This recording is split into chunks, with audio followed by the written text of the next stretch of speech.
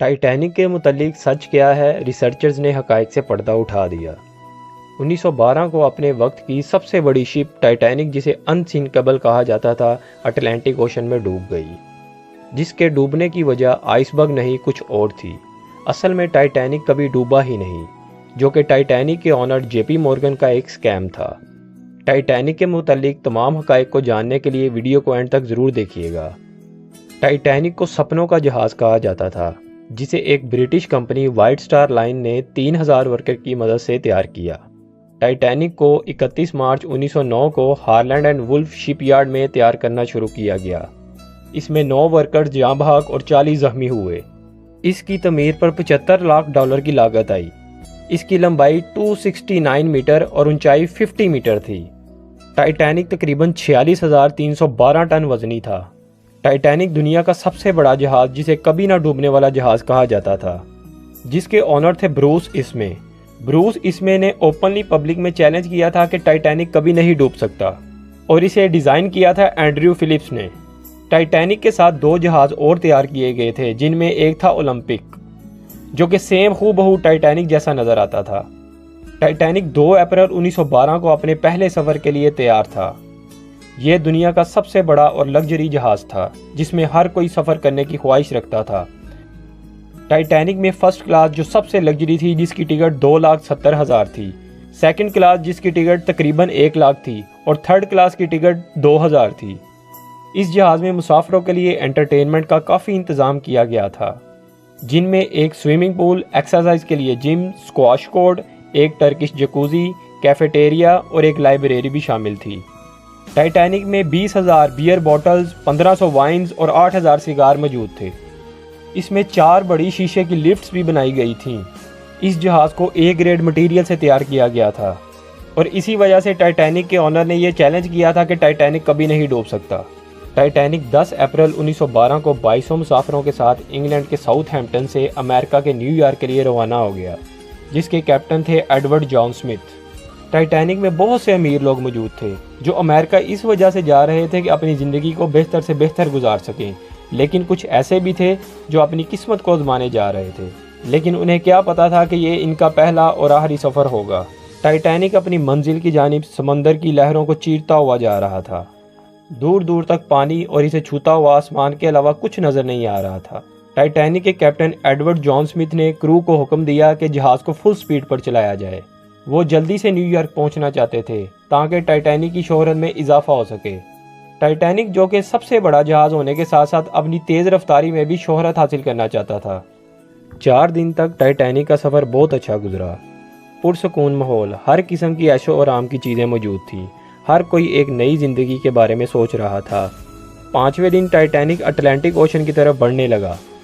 ये 14 अप्रैल 1912 की अंधेरी रात थी, जब चांद बादलों में छुपा हुआ था। हर तरफ अंधेरा छाया हुआ था। समंदर में तेज़ ठंडी हवाएं चल रही थी। शिप नेस्ट पर बैठे फ्रेडरिक फ्लीट को नेकेड आई से कुछ खास दिखाई नहीं दे रहा था।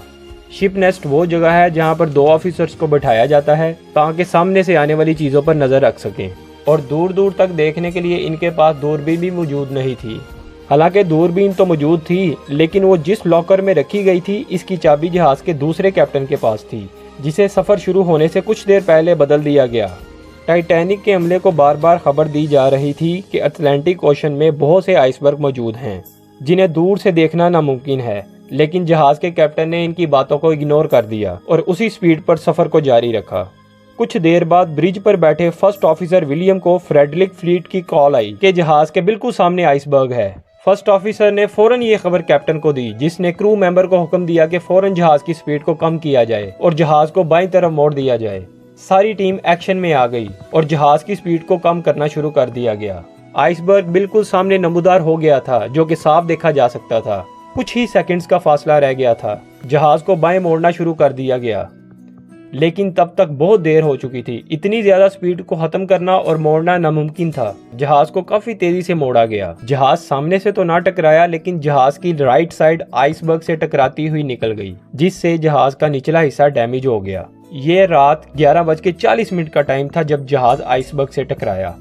आइसबर्ग के टकराने से जहाज़ के कंपार्टमेंट में पानी भरने लगा। इस टाइम ज़्यादातर लोग अपने कमरों में आराम कर रहे थे, जो कि जहाज़ के टकराने की वजह से परेशानी में मुब्तला हो गए। कुछ लोग यही समझ रहे थे कि जहाज़ टकरा कर गुजर गया है और जहाज़ को कोई नुकसान नहीं हुआ, क्योंकि इनके जहन में ये बात थी कि ये जहाज़ बहुत मजबूत है, इसे कुछ नहीं हो सकता और ये कभी भी नहीं डूब सकता। जहाज़ के सब कंपार्टमेंट्स पानी से भर गए। रात 12 बजे कैप्टन के हुक्म पर जैक फिलिप्स, जो कि रेडियो ऑपरेटर थे, आसपास के जहाज़ों को सिग्नल भेजने लगे। काफ़ी कोशिशों के बावजूद कोई जहाज़ सिग्नल रिसीव ना कर सका। 12:20 पर एक जहाज़ RMS कारपेथिया ने सिग्नल पकड़ लिए और इसे मदद के लिए बुलवाया गया, जो कि 3.5 घंटे की मुसाफत पर था। जहाज़ का अगला हिस्सा पानी भर जाने की वजह से आगे की तरफ झुकने लगा और पानी कमरों में दाखिल होने लगा। लोगों में खौफो हिरास फैल गया। लोग ऊपर फ्लोर्स की तरफ भागने लगे। सारे जहाज़ में हलचल मच गई। पानी आहिस्ता आहिस्ता ऊपर के फ्लोर्स में आने लगा। जहाज़ के कैप्टन ने फौरन लाइफ बोट्स को पानी में उतारने का हुक्म दिया।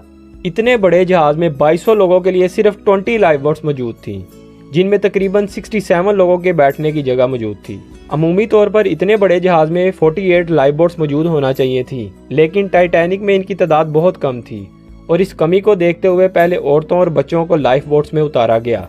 लाइफ बोट में 67 लोगों के बैठने की जगह तो मौजूद थी, लेकिन पहली बोट में सिर्फ 24 लोगों को भेजा गया। ज़्यादातर लोग यही समझ रहे थे कि टाइटैनिक नहीं डूबेगा। टाइटैनिक से बहुत से रॉकेट्स फायर किए जा रहे थे ताकि आसपास मौजूद जहाज़ों को मदद के लिए बुलाया जा सके। जहाज़ के अगले हिस्से के सब फ्लोट्स पानी में भर जाने से जहाज़ आगे से पानी में डूबने लगा और पिछले हिस्से के प्रोपेलर्स हवा में उठ गए। जहाज़ का इतना ज़्यादा वजन था कि टाइटैनिक दरमियान से 2 टुकड़ों में बट गया और जहाज़ आहिस्ता आहिस्ता समुद्रों की गहराइयों को छूने लगा। 3 घंटे की होलनाक हालत के बाद टाइटैनिक डूब गया। इस वक्त लोगों को लाइफ जैकेट्स पहनाई गई ताकि वो डूब ना सकें, लेकिन समंदर का पानी बहुत ठंडा था, जिसका टेम्परेचर -2 डिग्री सेल्सियस था, जिसकी वजह से लोग पानी की ठंड को बर्दाश्त ना कर सके और हाइपोथर्मिया की वजह से इनकी मौत हो गई। टाइटैनिक के इस हादसे में 1500 लोगों की मौत वाक़या हुई और सिर्फ 700 लोगों की जान बचाई जा सकी। टाइटैनिक जहाज़ का राब्ता जिस कारपेथिया जहाज़ से हुआ था, जब तक वो पहुंचता लोगों की मौत हो चुकी थी। 2:30 तक टाइटैनिक मुकम्मल तौर पर डूब चुका था और कारपेथिया जहाज़ 4 बजे इस जगह पहुंचा, जो सिर्फ उन लोगों को बचा सका जो लाइफ बोट्स में मौजूद थे। इस हादसे में कुछ गलतियां ऐसी थीं जो ना की जाती तो शायद टाइटैनिक ना डूबता, जैसे कि फ्रेडरिक फ्रीड, जो कि शिप नेस्ट में मौजूद थे, अगर उनके पास दूरबीन होती तो वो आइसबर्ग को देख लेते और जहाज़ को मोड़ दिया जाता। और अगर हादसा रोनमा हो गया था तो अगर लाइफ बोट्स मौजूद होती तो लोगों की जान बचाई जा सकती थी। कुछ रिसर्चर्स का ख्याल है कि जो जहाज़ डूबा वो टाइटैनिक नहीं, ओलंपिक था, जिसका कंपार्टमेंट पहले से ही आग लगने की वजह से कमज़ोर हो चुका था और मेटल के कमज़ोर होने की वजह से जब जहाज़ आइसबर्ग से टकराया तो आसानी से टूट गया। दरअसल जहाज़ों के ओनर JP मॉर्गन ने इंश्योरेंस के पैसे हासिल करने के लिए ओलंपिक को टाइटैनिक का नाम दे दिया। जहाज़ के फॉल्ट के मुतालिक जहाज़ के कैप्टन और मैनेजमेंट बखूबी वाकिफ़ थे। वो नहीं चाहते थे कि इसके बारे में जहाज़ के मुसाफिरों को पता चले, नहीं तो उन्हें टिकटों की मद में इकट्ठी की गई रकम के नुकसान का सामना करना पड़ता। आपकी इसके मुतालिक क्या राय है, हमें कमेंट्स में ज़रूर बताइएगा। हमारी वीडियो को लाइक कीजिएगा, हमारे चैनल को सब्सक्राइब कीजिएगा। इससे हमारे मोटिवेशन बनी रहती है और हम आपके लिए नई से नई अच्छी से अच्छी वीडियो लेके आते रहेंगे।